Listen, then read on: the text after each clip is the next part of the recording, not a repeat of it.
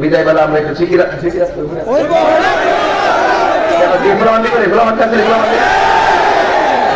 মারহাবা জোরে গান মুরব্বীর যুবক হয়তো সব দিয়ে মুরব্বীর ভাষা কথা বলে ফুলো মাটির লেগে কম লাগে আর কি বিরোধ ফিরে হ্যাঁ সুদ আসেনি উপেন না হন গোপন হ্যাঁ এই রাসূল বলছেন হারাম উপেন হয়ে যাবে হারাম কি হয়ে যাবে উপেন হাসতে হাসতে হারাম খাইব ওখান আমি বেড়াইতে টুটকানা বিড়িয়ে টুকা বেড়াইতের নাম বললো শুধু টেহা দিছে আর বিড়িয়াইতে চলে টেহা লাগা সারা জীবন বলছে এরই হেত লাগা আর বিড়িয়াই বলে শুধু টেহা লাগা এর লেগে তো বিড়িয়াইতে খাবারটা বাড়ছে কথা কোন ঠিক না মেনে জামাই টেহা সব দিতে আছে 1 লাখ মারছে হেমাটা শুধু লাগাই দিছে 1 লাখ হাজারে কত 100 1 লাখ হাজারে কত হ্যাঁ 10,000 1 লাখে মাসে কত হয়েছে মাসে কত হয়েছে 10,000 2 মাসে 3 মাসে 6 মাসের পরে জামাই ইসলাম এটা কই তোমার তো গড়ে রাখছি আসলে কি গড়ে পিছনে লাগাইছে এই হারাজন আস্তে আস্তে বাইরে জায়গা তখন গোপনে গোপনে ব্যালেন্স হয়ে জায়গা তো এই জামাই ঘরের টাইম আছে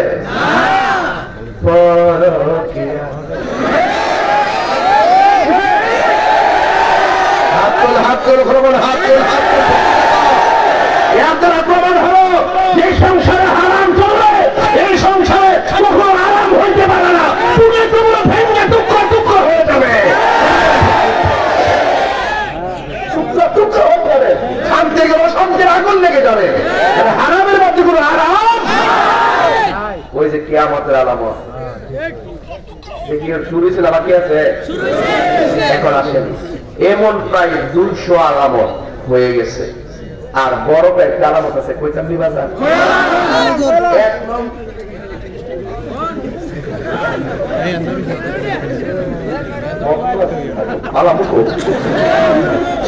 আজকে দিনে এক মাহফিল করছি আমি আইতে দিনে যদি খেয়াল আমার পক্ষে আমি ঢুকার পর হুজুর একটু সাবধান নামাজ করে আমার আগে সবুত্তেজিত গালাগালি করছে কমিটিরা করছে না পাবলিক করছে কমিটিরা একটু সাপোর্ট দিচ্ছে না কিন্তু আমি চিন্তা করুন যে কথাটা পেলা বাদ দেয় বলে আসল নামাজটা পেলা বাদ খেয়েছি আমি কই মানে আমার ড্রাইভার অসুস্থ ছিল হঠাৎ করে আমার টাইম হসপিটালে গেছে আরেকটা ড্রাইভার মিলে ছিল সময় লাগে না ওই সময় আমার নষ্ট হয়েছে আবার কোম্পানি মন যায় হিট ছিল পরে এখানে আমার 1 ঘন্টা সময় লাগছে এমনি আমার সময় লেগেছে তো যাই হোক পর আমি স্টেজে উঠলাম উঠতে করলাম যে আমার কাছে তথ্য আসছে পরে আমার কাছে তথ্য আসছে এখানে অনেক লোক আমাকে গাড়ি লেছে কমিটির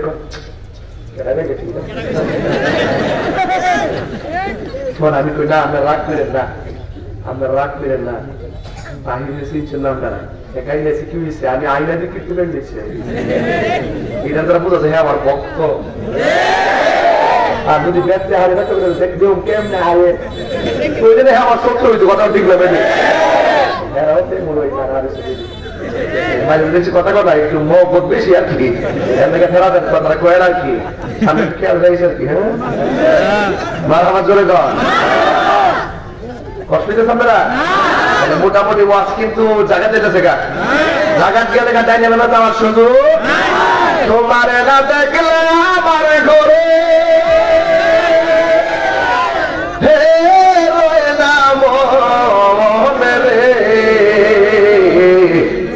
তুই আমার জীবন রে মুর্শিদ তুই আমার আর জীবন ঠিক না তোমার আমার ভালোবাসা জানে হে সর্বজনে অন্ধ চোখের মনে তুমি সাতরা হাজারো দোরে তুই আমার জীবন রে মুর্শিদ তুই আমার আর জীবন। এই নগরে বন্দরে গুড়ি পাইতে হে দর্শন অপরূপ। আমি একটা নগরে বন্দরে গুড়ি পাইতে হে দর্শন। এই কাহিনী সদাই কাঁদে সদাই ভাসে লয় মেরি জোরে গো। তুই আমার জীবন রে মুর্শিদ, তুই আমার আর জীবন। বিপ্লবী ভাই, তুই আমার জীবন রে মুর্শিদ, তুই আমার আর জীবন। তোমারে না দেখলে আমার ঘরে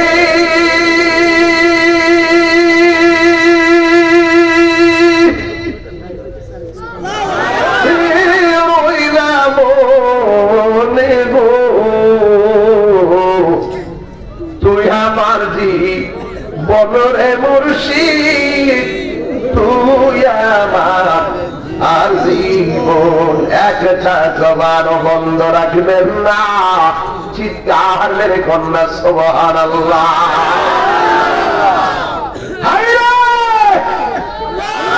কি দিয়ে বুঝাবো, কি দিয়ে আমার বুঝাইতাম কিয়ামতের আলামত? ছোট ছোট অনেকগুলো আলামত ঘটে গেছে। মায়ের মূল্য কমে যাবে, বাপের মূল্য কমে যাবে। মায়ের মুখে মুখে তর্ক করবে, বাবার মুখে মুখে তর্ক করবে, মা বাবাকে তুচ্ছ তাচ্ছিল্য করবে। এইগুলা প্রত্যেকটা সংসারে অ্যাভেলেবল ভাবে ঘটিত হয়ে যাচ্ছি।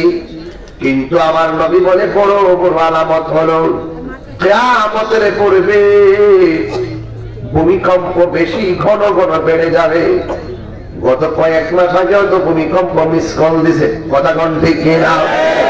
সুনামি বেড়ে যাবে, ভূমিকম্প বেড়ে যাবে।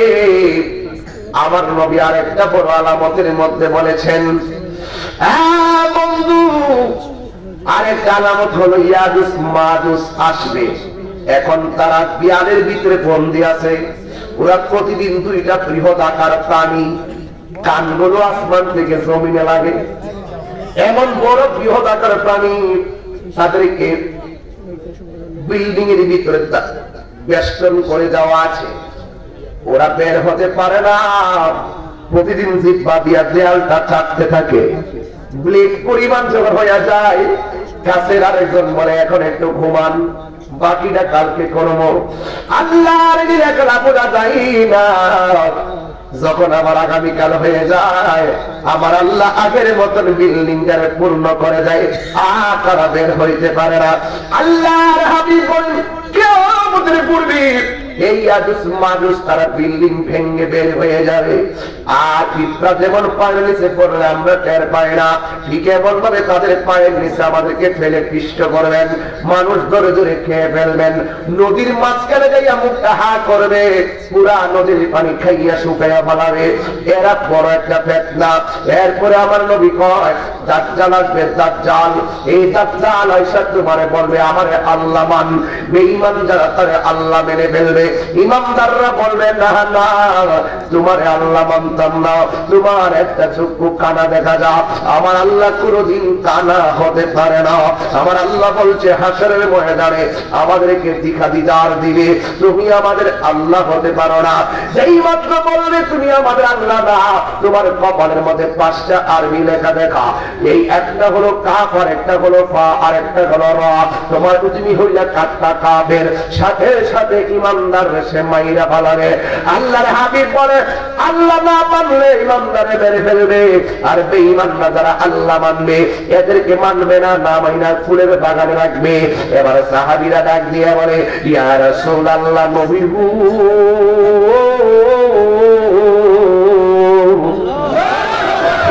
মায়ার নবী, দয়ার নবী, আপনি যে বললেন বেঈমানদেরকে সে মারবে না, ইমানদারদেরকে মারবে। ইয়া রাসূলুল্লাহ, নবী গো আপনার যদি আল্লাহ না মানি আমাদেরকে সে কেটে ফেলবে, আমরা কি ব্যথা পাবো না? আমাদেরকে আগুনে ফেলে দিবে, আমরা কি ব্যথা পাবো না? আল্লাহর হাবিব ডাক দিয়ে আমরা, ও আমার পাগল, দাজ্জাল যদিও তোমাদেরকে আগুনের মধ্যে ফালাবে, আমার আল্লাহ সেই আগুনটাকে ফুলের বাগান বানাইয়া দিবি। আর বড় করে কন্যা সুবহানাল্লাহ। ও তুই চুপ দিলে রূপ দেখতে পাবি রে, ও তুই চুপ দিলে রূপ দেখতে পাবি রে, পাবে তোর খুদে মহাজন, পাবে তোর